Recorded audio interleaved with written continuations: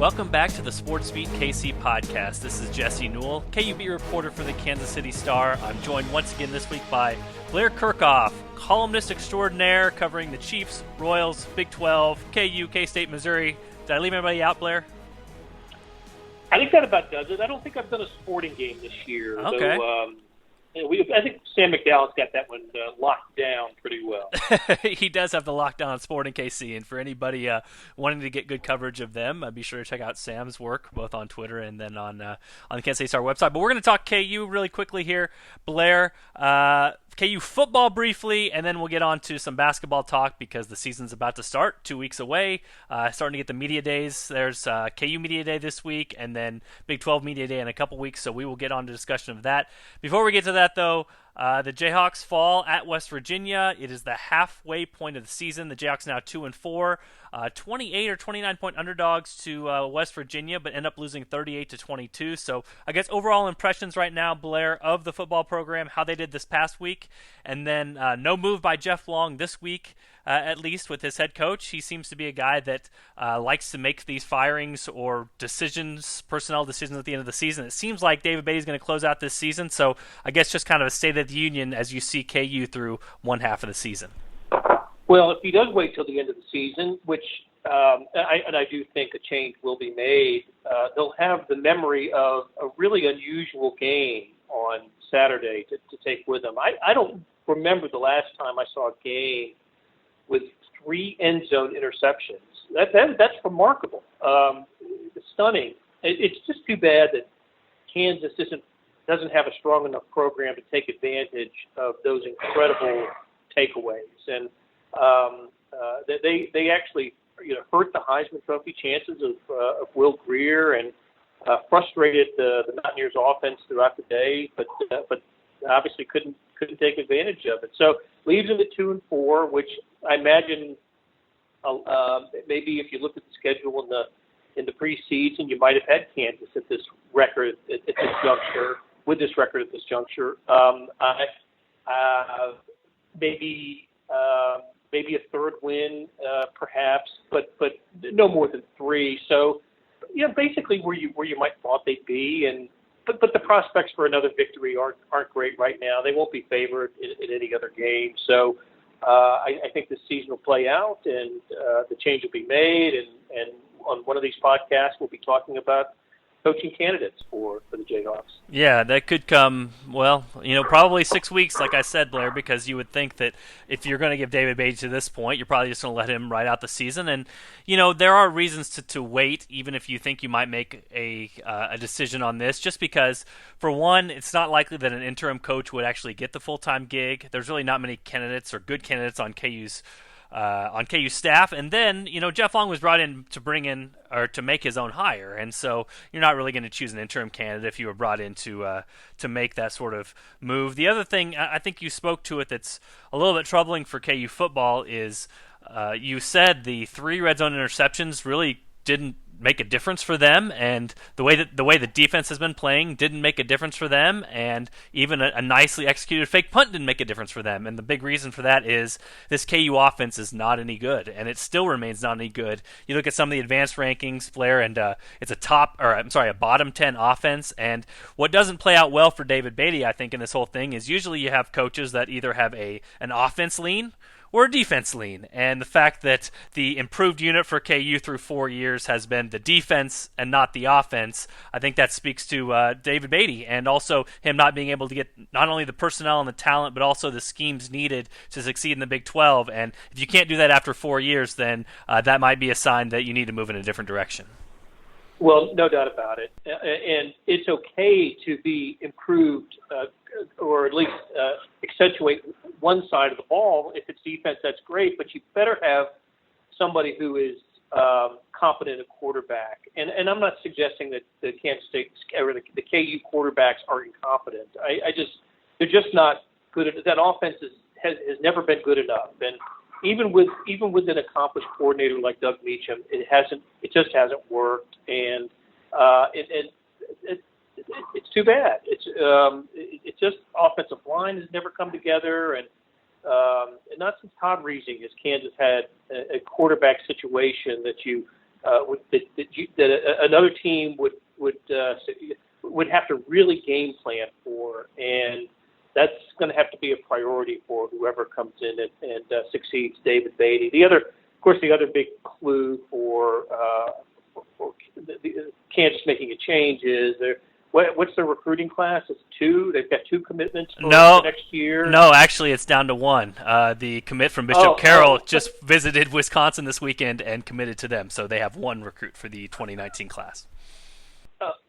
Well, even more so, and everybody else, just about everybody else in the Big 12 would be at least halfway through, not recruiting, but in terms of number of commitments, well into the double digits, and everybody.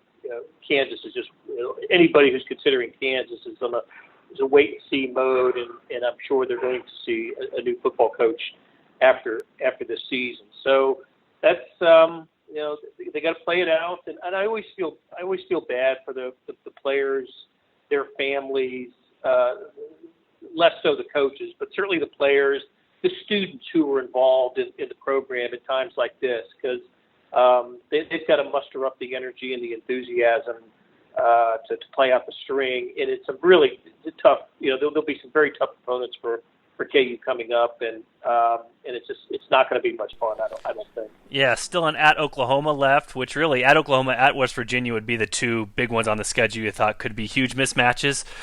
For KU, if they wanted to prove that maybe the staff deserved a little bit more, a little bit longer, or 2019 season, they still have at home against Iowa State and at K-State, which on paper, you should be within 10 points, you would think, of a Vegas spread on both of those. So we'll see we'll see what happens down the line. But I think those are kind of the 2 games you would point to if you're a KU fan and you're looking at it and saying, hey, this might be a chance to still get a victory.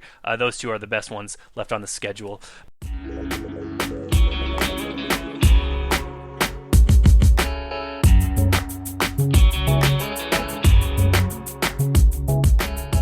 Hey, it's Blair Kerkhoff, and if you're listening to this, you love Kansas City sports, whether it's the Chiefs, Royals, Sporting, Mizzou, KU, or K-State. And no one covers these teams like the Kansas City Star. If you currently subscribe to the paper or have a digital subscription, thank you for your support. And if you don't, here's a great offer. It's called Sports Pass, unlimited digital access to every sports story and video on kansascity.com. And it's just $30 for the first year. It's the best sports value in town, just 8 cents a day or $2.50 a month. You can't beat that. Subscribe now at kansascity.com/sportspass.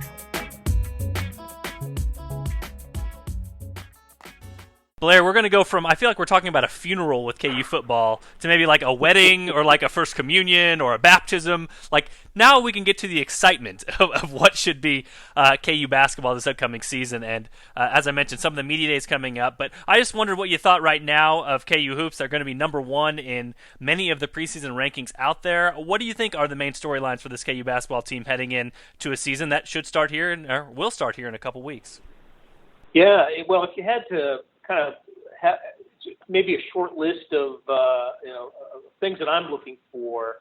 First of all, what's amazing is a Final Four program that loses its 3 of its top players, 3 starters for sure, is going to end up, as you say, they're going to be number 1 or number 2 in a lot of polls. And in the couple of magazines that I've seen, they are number 1. And who else can lose first-team All-America, Devontae Graham, and other key players, Steve Mikhailuk and Newman, and then become number 1? It's because of the way that Bill Self's staff has recruited and who they had in the program as transfers a year ago. And even though we're going to see a pretty much a new look Kansas team, the expectations are going to soar again this year. So first of all, I'm fascinated by that idea that Kansas can change changes the faces, the names on the jerseys, and still doesn't lose a step when it comes to national perception, and that's amazing. But when it comes to like style of play and what to look for, I'm going to look for a team that doesn't shoot the 3 as well as last year's team, but should be as good a rebounding team as anybody in the country, given given who these new faces are. I'm really interested and seeing the Lawsons and McCormick and how Azubuike fits into this front court. I think that it's going to go back to seeing something that we saw a few years ago, and that's one of the big strengths of this team is the front court. So good at the boards, and not a little bit, but maybe considerably poor shooting team. Kansas was a 40% three-point shooting team last year. I don't think that they're going to get close to that, and I want to see who develops as the shooters on this team. Is it Grimes? Is it Dotson? Is it Moore? Who are going to end up being the shooters on this team? Yeah, I think it's a fascinating time for Bill Self and his staff because this is a team that was maybe built for what he did, 5, 6, 10, 12 years ago, and they would be kind of his dream team back then. And over the course of the last 2 years, the staff has adjusted and they've evolved and they've learned to win a different way and play offense a different way. And you mentioned the three-pointers and spreading it out and having four guards. So I guess my question, and one of the things I'll be fascinated to watch throughout the course of the season is how much of those new ideas does he incorporate into a new team that fits his old style, if that makes any sense? I mean, do you still play kind of to how they played back in 2011? Do you run much of the same, ball screen offense trying to get guys angles, which is always going to be a staple of what they do. That's what Bill Self likes to do. But again, how much of the new stuff that you did so well last year can you incorporate into there, and how much of it is a mesh of styles still? Because you did learn something in the last couple of years. You did evolve as coaches and saw that, what space can do for an offense, what spacing and shooters can do for an offense. And speaking to your point of shooters, I would think you'd start with Charlie Moore, you'd start with LaGerald Vick, even a guy like Dietrich Lawson. He didn't shoot it great in his last year at Memphis, but the thing to me is Bill Self didn't love when guys like that shot threes in the past. Perry Ellis, even when he was given the quote green light, I think he shot 60 maybe his senior year. I could see Dietrich Lawson shooting 100 or 120 just again because of the change in thinking that the staff has now as it relates to spacing and three-point shooters. So I'll be fascinated to kind of see how the new and the old come together because this really does seem like an old-school Bill Self team, but can some of the new concepts help them to and help their offense as well when they're trying to do some of these new things and kind of mix them in as well? Well, he's been to the Final Four with both types of teams, right? So in 2012 with Thomas Robinson and Jeff Whitby in the middle, you had the power and the shot blocking ability, and in 2018 with the guard-oriented space team that created great spacing. If he incorporates new with old, does he? I still go back to is he capable of? Are these players capable of shooting it the way that he wants it done for it to succeed? Because it seems to me that he's going to have the bulk and the strength to bully opponents. And I go back to that. I think it was the 2011 team with the Morris twins.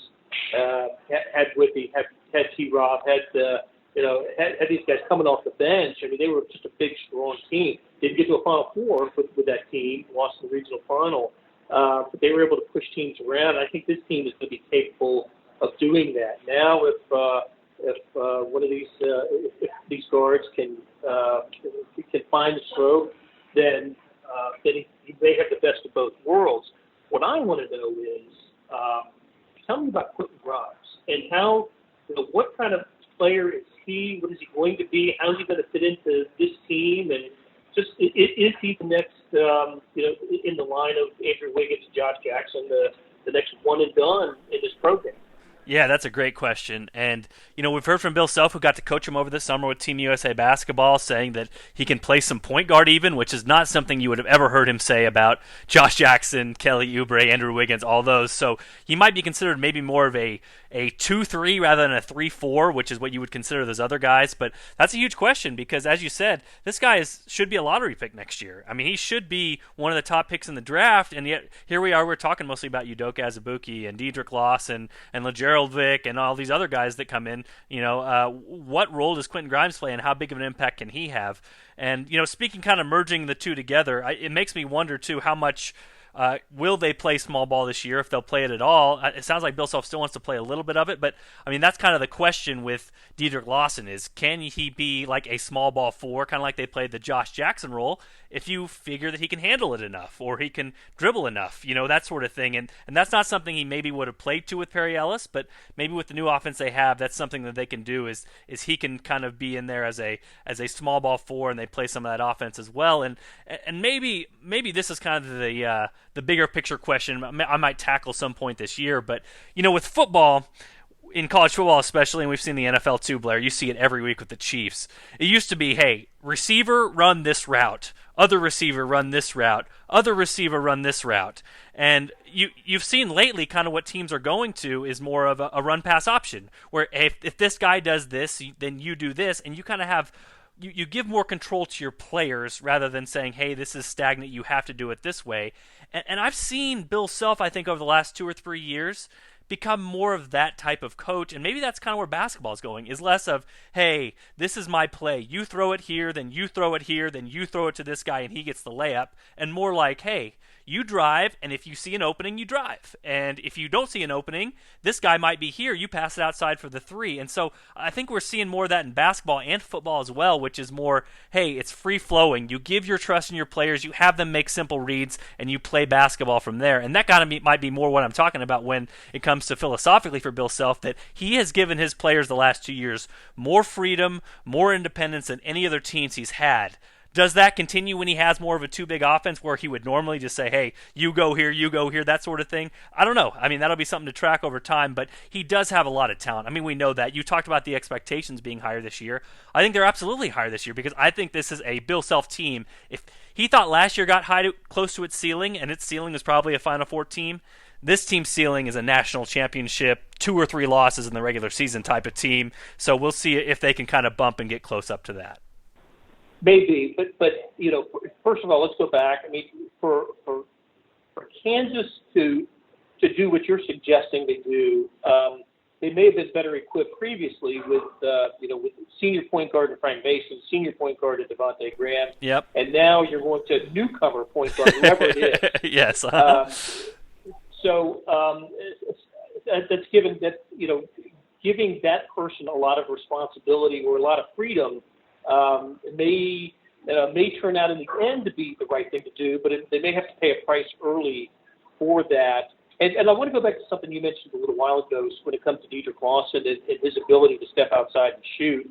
I guess I just won't forget the game that Eric Pascal for Villanova had against Kansas last year, the way that 6'9" guy went out, stepped outside, and knocked down the three. And, here's Villanova with a good guard play, and you expect those guys to hit the threes, but it was the big guys throughout the tournament, and especially against KU in the Final Four game, that were stepping out and hitting the threes. And I just thought, man, you get a team like that, and that's fairly unstoppable, as we saw with Villanova with 2 easy wins to win the national championship last year. So, of course, they had obviously terrific guard play too, and it took sort of a nondescript guy in the championship game to score 31 and become the Final Four MVP for them to win the national championship. But maybe Kansas can do that. Maybe Lawson is that guy, and maybe he's their next Big 12 Player of the Year, and he can average 18, 19 points and knock down a couple of threes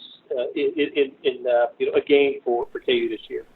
Yeah, all I know is that Bill Self is super high on Dedrick Lawson. We've heard some of the quotes saying he's one of the best passers that Bill Self has ever had. We know he can score. We know he can rebound from what he did at Memphis. So, yeah, it'll be fascinating to hear what he says about him not only this week but in the future weeks. And if I had to pick right now, I'd say Dedrick Lawson is my Big 12 preseason Player of the Year. Blair, would you put him up there? I guess what would the other candidates be?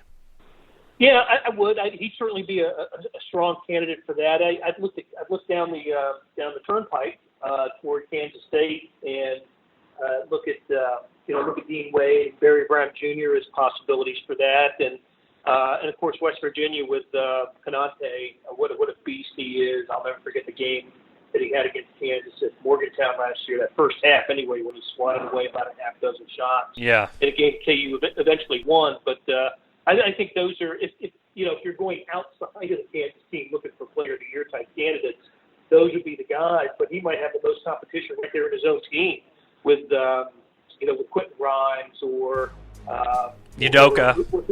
Udoka. What if he, look, he's 3 years into this thing. I imagine he's going to be in his best shape of his life and as motivated as he could possibly be. And, that guy, what a beast he can be when his game is on. So, this team is loaded. It just is. And